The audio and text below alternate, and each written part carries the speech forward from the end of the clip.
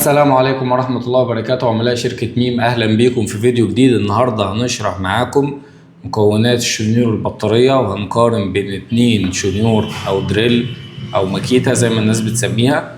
نشرح معاكم النهاردة على شنيور 12 فولت ماركة إنيكو. زي ما انتم شايفين الشنيور البطارية دايما بيبقى مكون من أجزاء معينة هنبدأ نشرحها. أول جزء معانا الظرف ده اللي بيتحط فيه البنطة أو اللقمة اللي أنا سواء إذا كنت هخرم حاجة أو هفك واربط مسامير.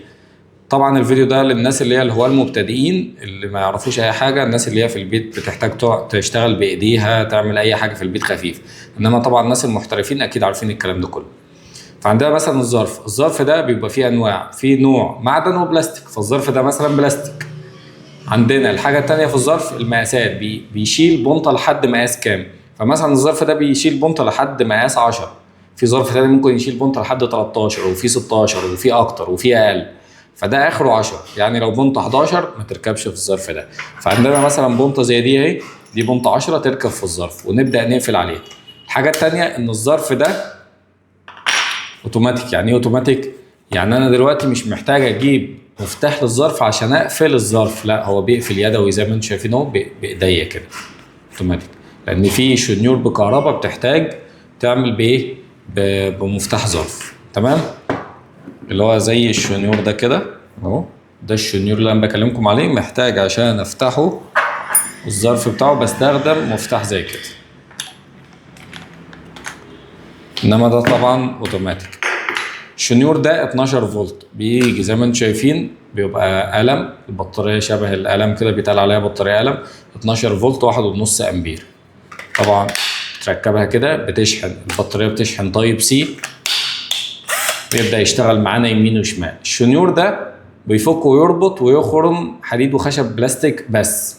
انما مثلا ما نقدرش نخرم بيه حيطه. ليه ما نقدرش نخرم بيه حيطه؟ لانه مش دقاق ومش مكتوب عليه دقاق. القطعه اللي ورا دي بنقول عليها كلاتش عزم. يعني ايه كلاتش عزم؟ لو مثلا انا دلوقتي ده عزمه 20 نيوتن، فانا لو عايز افك مسمار عزمه 20 نيوتن بروح جايبه على ايه؟ على 15 اقوى عزم ليه. عزمه مثلا عايز افك مسمار عزمه مثلا 18 او 17، بجيبه مثلا على 13 او 13 ونص وهكذا. فدي كانها سرعه للعزم، او يعني مقياس للعزم. جميل. وطبعا لو عايز اخرم حاجه بجيبه ايه؟ على اخر حاجه كده، دي اللي يخرم معايا. ده بالنسبه لل 12 فولت، طبعا يمين وشمال. دلوقتي هناخد نصيحه، لما نيجي نخرم مثلا هنستخدم فاضيه بنطه، عايزين نخرم مثلا حديد او خشب. البنطه دي طبعا اسمها بنطه حداد، ينفع تخرم بيها حديد، وكمان في بعض الناس بتستخدمها الخشب وكويسه جدا، تنفع للاثنين. انا لو عايز اخرم خشب، وعايز اخرم خشب مثلا بشنيور زي ده، وعايز اخرم ببنطه 10، او عايز اخرم حديد اخرم ببنطه 10، هل ان انا اخرم ببنطه 10 على طول؟ لا. ممكن تجيب مثلا بنطه مقاس 6 او بنطه مقاس 5 على حسب المتاح معاك يعني، وتخرم بيها خرم صغير، هتلاقي الشنيور بيمعد معاك وكويس والدنيا زي الفل. وبعد كده تبدا ايه؟ انا دلوقتي عايز اخرم 6، تروح حاطط بعد ما خرمت مثلا مقاس 6 تحط مقاس 8 اللي انت عايز تخرم، او تحط مقاس 10. يبقى انت في الاول بتخرم ببنطه قليله هي مقاس 6 مثلا، وبعد كده بتبدا توسع. ده افضل طبعا حفاظا على الشنيور وحفاظا وكمان يعني الوقت معاك. انما انت لو استخدمت بنطه 10 على طول لشنيور 12 فولت زي ده ضعيف، يعني هتخرم معاك بس طبعا ايه؟ هتتعبك شويه. فده طبعا يفضل ان انت تستخدمه. فاحنا كده شرحنا ايه؟ مكونات ال 12. طيب ندخل على الشنيور اللي بعده.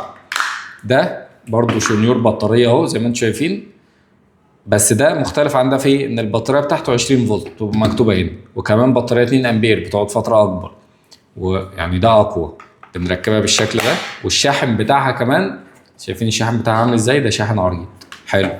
الشنيور ده مختلف عن التاني في حاجات كتير. اول حاجه عندك الظرف ده ايه؟ معدن مش بلاستيك. شايفين ده بلاستيك، ده معدن. جميل. الحاجه التانيه العزم بتاع ده 20 نيوتن، مكتوب على الكرتونه اللي جماعه 20 نيوتن، انما العزم بتاع ده 66 نيوتن. العزم ده يفيد في ايه؟ على حسب بقى شغلي. لو انا بربط مسامير عايز اربطها بقوه 66 نيوتن هيبقى اقوى من ال 20، فعلى حسب شغلي. الحاجه الثانيه عندك قلاتش العزم هنا شايفين 22، يعني كده كل درجه ب 3 نيوتن. يعني لو عايز اجيب 66 نيوتن بجيب على 22. عايز اجيب مثلا 60 نيوتن اجيبها على كام؟ على 20 3 في 20. عايز اجيب مثلا 45 نيوتن فبجيبها على 15 وهكذا. اجي هنا اهو، شايفين السهم اللي بيشاور عليها ده، فده كلاتش العزم. بعد كده الكلاتش بقى اللي هو ايه، زي ما قلنا ان الشنيور ده ما ينفعش يخرم حيطه، ده ينفع يخرم حيطه. ليه؟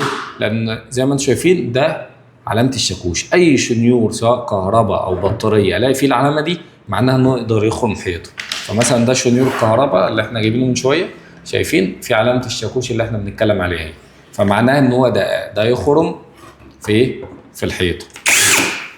العلامه بتاع المسمار دي بجيبه عليها لو انا هفك واربط مسامير. العلامه دي اللي هي بتاع البنطه معناه ان انا لو هخرم حاجه غير الحيطه. فده كده يعتبر دقاق. الحاجه الثانيه المميزه فيه ان ده سرعات. يعني ايه سرعات؟ يعني مثلا هو ده كده سرعات. ازاي؟ انا دلوقتي مثلا لو دوست براحه كده، شايفين ماشي بالراحه، لو بدات اضغط زياده لحد ما اجيب الاخر فده كده سرعات. بس ده سرعات وفي كمان ايه، مستويين للسرعات. يعني اول مستوى ده شايفين اخره كده، لو انا برضو كل ما اضغط كل ما السرعه تزيد. شايفين سرعه 2، سرعه اعلى برضو، اعلى في اللفات برضو كل ما اضغط.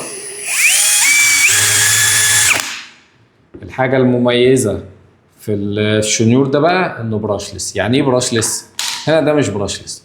براشلس يعني الموتور بتاعه ما فيهوش شربون. الشربون ده حاجه بتتغير كل شويه في الموتور، فطبعا البراشلس بيعيش فتره اطول وبيبقى اقوى دايما من الشنيور اللي هو مش براشلس. فده كده ايه، مش براشلس بشربون، ده براشلس، ده يعيش فتره اكبر، اقوى، افضل في الاداء من اللي هو بالشربون.